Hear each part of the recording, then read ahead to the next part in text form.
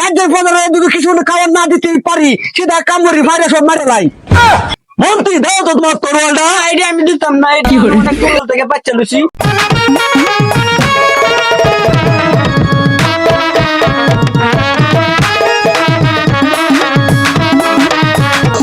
সেনাপতি কোথায় সে সেনাপতি?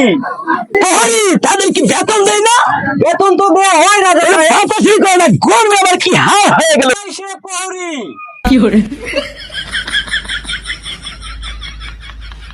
আদেশ করেন বরগিরি। আহে না কেন কোনো লঙ্কার পুঁতে কিসের জন্য ডেকেছেন কোনটি সাহেব? খোদা সাহেব আপনাকে ডেকেছে। সেনাপতি আমার রাজ্যের কি হয়েছে হাল, রাস্তাঘাট ভেঙে হয়ে গেছে কাল, এখন আমার প্রজারা খাবে কি বাল।